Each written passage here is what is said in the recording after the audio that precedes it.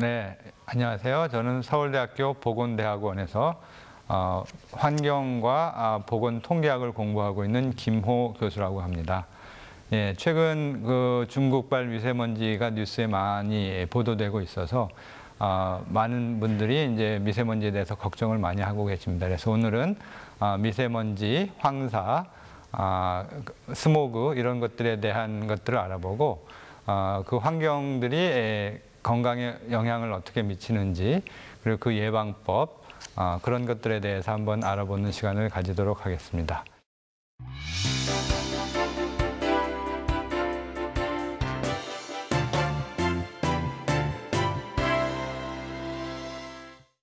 일단 황사에 대해서 말씀을 드리겠습니다. 황사는 뭐 잘 아시는 바와 같이 중국 내륙이나 몽고 지방에서 사막지대에서 모래먼지가 올라와서 그것이 바람을 타고 우리나라에까지 영향을 미치는 그런 자연적인 현상이 되겠습니다.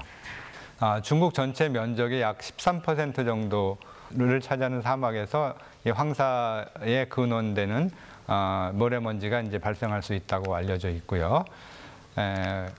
황사는 그 바람을 타고 우리나라까지 오는데 보통은 30% 정도는 발원지에서 가라앉고 20%는 좀 날아가서 중국 베이징이나 중국까지 영향을 미치고 50%는 이제 편서풍을 타고 그 서부 지역 우리나라나 일본에 영향을 미치는데 심지어는 태평양을 건너서 미국 본토까지 날아간다는 이러한 보고도 있습니다.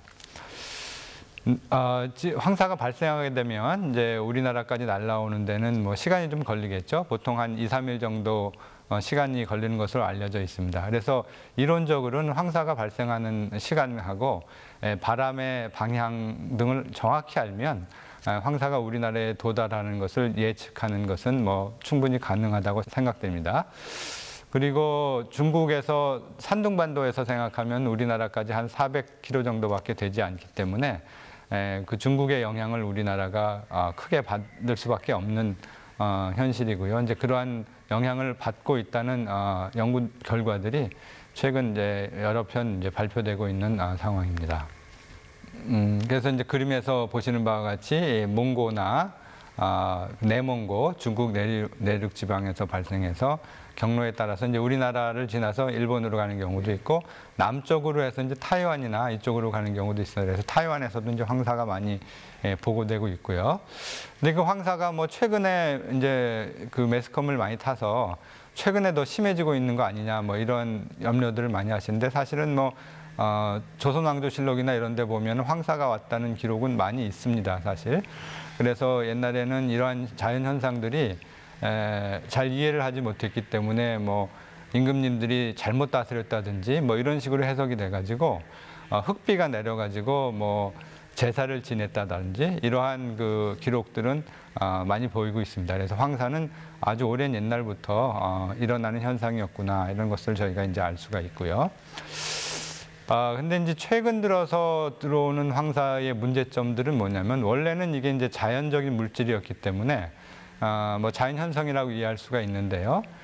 중국이 급격하게 산업화가 되면서 중국의 대기오염이 심해지면서 그 황사의 물질들이 따라서 오염이 되는 거죠. 그래서 이 오염된 물질들이 우리나라로 유입되는 거 아니냐, 뭐 이러한 걱정들이 이제 많이 되고 있습니다. 그래서 이 문제는 미세먼지를 설명드리면서 이제 같이 설명드리도록 하겠습니다. 그리고 2000년 이후에는 이제 황사 일수는 해마다 다른데요. 2000년 이후에는 한 연평균 한 10일 정도 황사가 일어나고 있고요.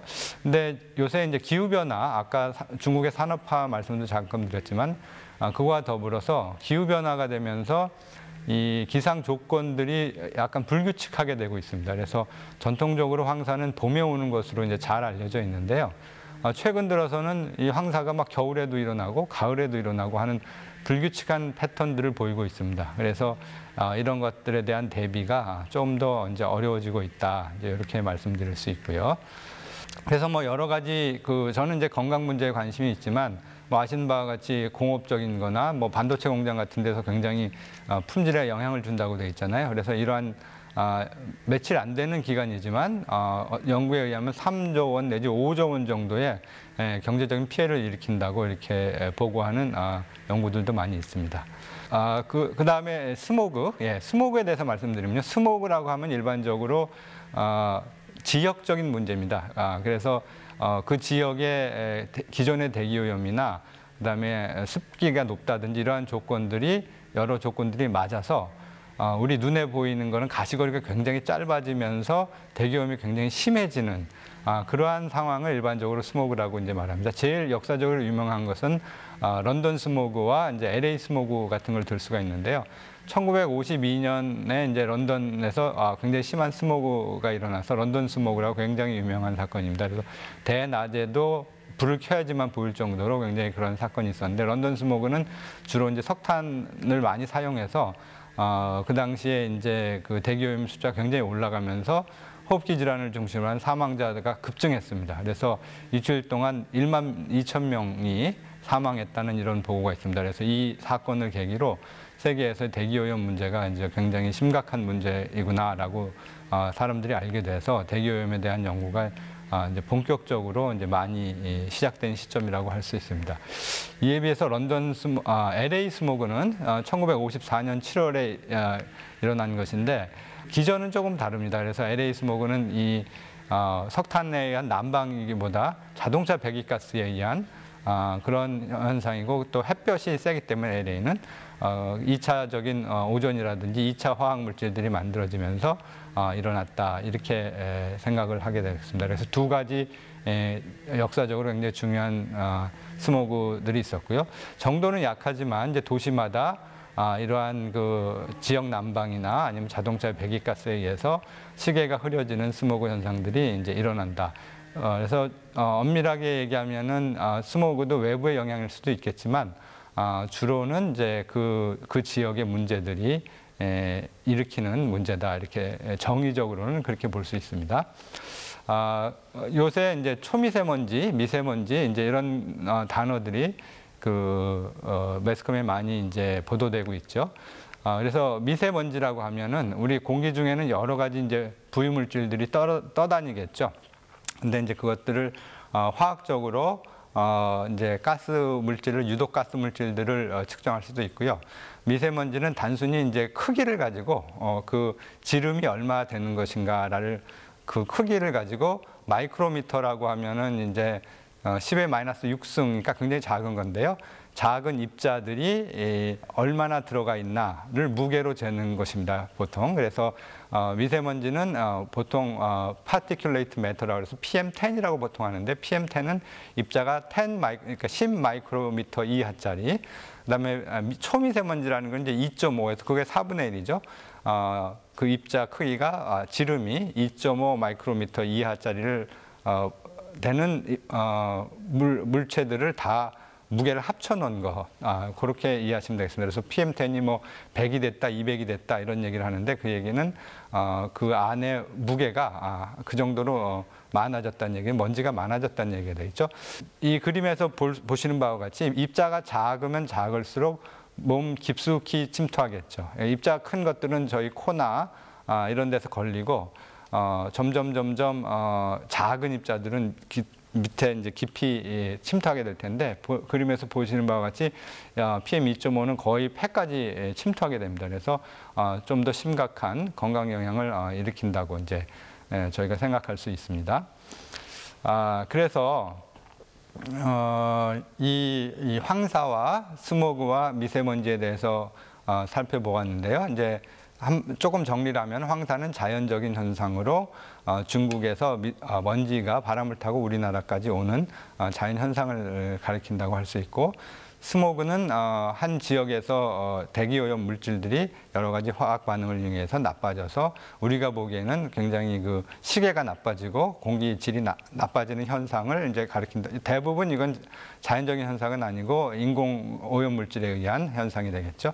미세먼지는 대기 중에 떠다니는 먼지 중에서 그 입자가 작은 그 먼지들을 가리킵니다. 그래서 이제 미세먼지가 많이 올라가면 여러 가지 건강에 영향을 미치는데 쉽게 생각할 수 있는 건 호흡기 질환, 그다음에 각막을 비롯한 눈에 영향을 줄 수도 있고요. 또 많은 연구들이 심혈관계 질환이 있으신 분들은 그 질환을 굉장히 악화시켜서 뇌졸중이나 식문경색 등이 악화된다고 알려져 있습니다. 그다음에 요새는 우울증이나 이런 것도 관련이 있다는 연구도 많고요. 또 임산부들의 저체중아를 출산한다든지 조산을 일으킨다는 연구도 굉장히 많이 있습니다. 그래서 그러면 이제 우리가 이러한 것들이 더 일어날 거다라고 생각이 되면 저희들이 이러한 나쁜 건강의 영향을 최소화하기 위해서 이제 할 수 있는 것이 무엇일까? 이런 생각이 들죠. 근데 기본적으로는 근본적인 해결책은 우리나라 혼자서 하기는 상당히 어렵겠죠. 그래서 제1 원칙은 노출이라고 하는데 저희가 노출을 피하는 게 제일 좋은 방법입니다. 그래서 황사 경보가 발생이 되면 바깥에 안 나가시는 게 최고죠. 그렇게 되고 그다음에 할 수 없이 이제 외출하시게 된다고 하면 황사 마스크가 있습니다. 그래서 황사 마스크는 식약청에서 이제 공인을 해주고 있는데 공인을 받지 않은 마스크는 효과가 하나도 없는 것으로 지금 알려져 있습니다. 공인된 마스크도 착용 방법에 따라서 그 효과가 매우 다른 것으로 알려져 있기 때문에 정확한 착용 방법을 숙지하셔서 공인된 황사 마스크를 하시고 외출을 하시는 게 좋겠고요. 국가적으로는 좋은 정확한 황사 예보 경보 시스템을 마련하는 것이 굉장히 좋겠고요. 그래서 앞으로 예상되는 여러 가지 효과들을 최소화하기 위해서 개인적인 노력, 사회적인 노력이 합쳐진다면 이러한 문제들을 슬기롭게 극복할 수 있을 것이라고 생각됩니다. 네, 감사합니다. 여기까지 서울대학교 보건대학원의 김옥 교수였습니다. 감사합니다.